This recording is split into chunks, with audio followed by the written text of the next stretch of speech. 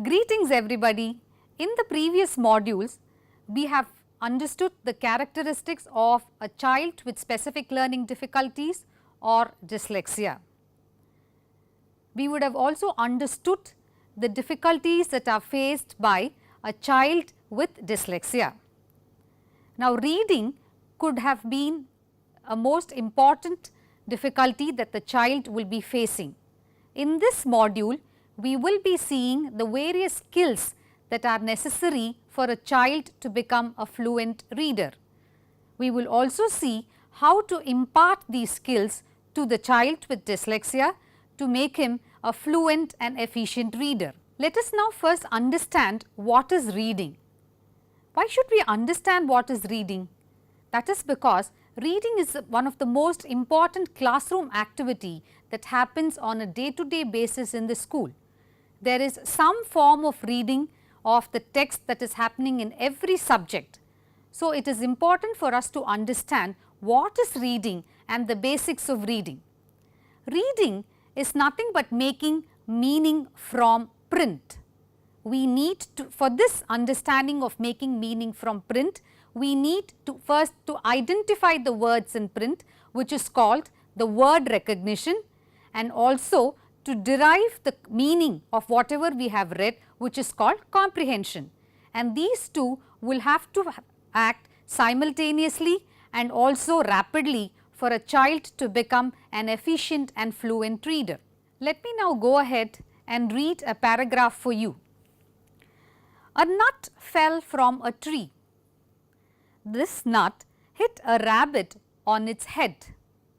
The rabbit ran to tell the fox, the sky is falling. The fox ran to tell a bear, the sky is falling. The bear ran to tell a squirrel, the sky is falling. The squirrel ran to tell a deer, the sky is falling. The deer then ran to tell a mouse, the sky is falling. The mouse ran to tell a wise old owl, the sky is falling. You saw me reading a passage. What do you think does it involve? Yes, it involves recognition, which means identifying the words in print. I identified, or we all identified the words on instantly. That is called instant word recognition. At the same time, when I read the passage, there was a modulation, an articulation of the voice. Why was I able to do that? Or even you, all of us would be able to be doing that. But how? Because we understood, we derived the meaning as and when we read the passage, which is called comprehension. At the same time, I did not pause, or I did not read slowly, I read it in a flow, which is fluency.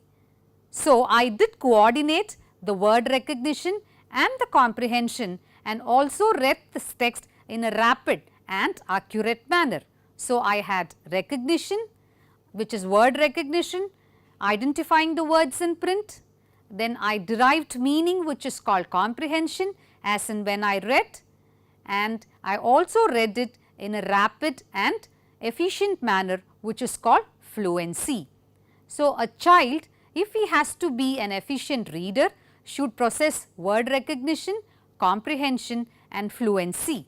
Now, why were we able to do all these things efficiently and in a rapid and accurate manner?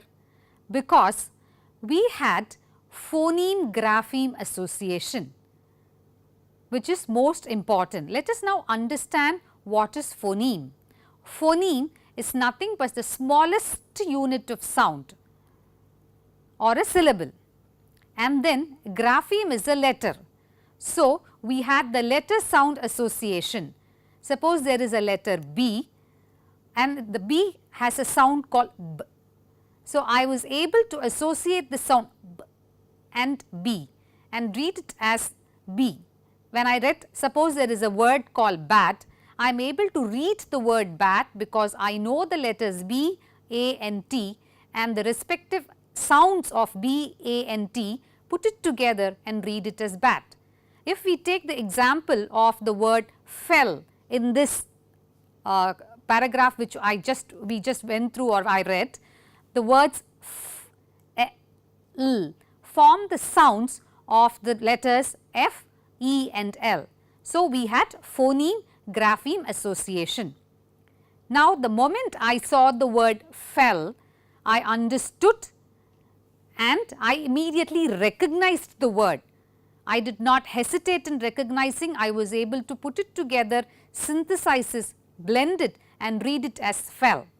At the same time, I was able to understand the meaning of fell in the context. In that particular sentence, I was able to understand the meaning of fell and hence was able to read the other sentences which came after that in connection with the first sentence. So, all that we did was phoneme grapheme association, instant word recognition and we read the word in context, that is we were able to decode the word. I decoded it as fell and then I understood the meaning of the word and read the word fell as fell and in coordination or with the other words that came afterwards. We were all talking about understanding. Now, we all have to understand why we are all reading first. We can just go on and on and on and read, but do you think that we would derive something from that? We need to understand the meaning. That is what we want our children to do. When they understand the meaning of what they are reading, it becomes much easier because sometimes in the during the examination, even though they have read really well, they might not be able to write or proceed further because they get stuck up at one particular place. This happens because they have not understood what they have read. Hence, understanding is the main goal of reading. I hope you would definitely agree with me. Now, reading, when I say understanding, it involves two processes. First is decoding and the second one is language comprehension. Here we are going to take the English language. So, when I say decoding, I should be able to split the word and put it together instantly. That is what we saw previously, right? And when I put it that way, I have to understand in which context it is being said. For example, the word run, I could use it as I am going to run a race, I am going to run in for an election, or I run fast to catch the bus. So, in all these sentences, run plays a different meaning. So, I have to understand the meaning in which this word is being used in every sentences and that is why language comprehension takes an important part in reading. Now, we have understood that reading is a complex process that involves instant word recognition, decoding and comprehension. Hence, there are a lot of skills that are required to become an efficient and fluent reader. Now, let us come back to the school scenario.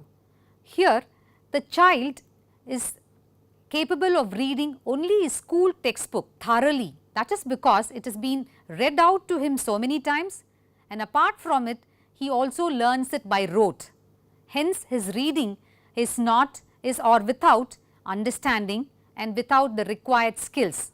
He has learnt it by heart.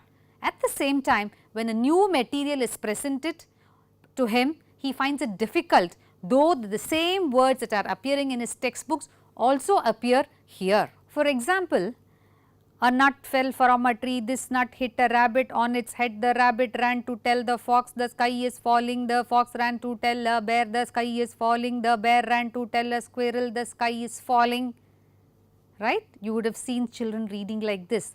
This shows the child has not understood what he has read, he is simply reading out of rote. Another type of reader, a N-U-T, nut, F-E-L-L, form, a tree. This N-U-T, H-I-T, a R-A-B-B-I-T on it head.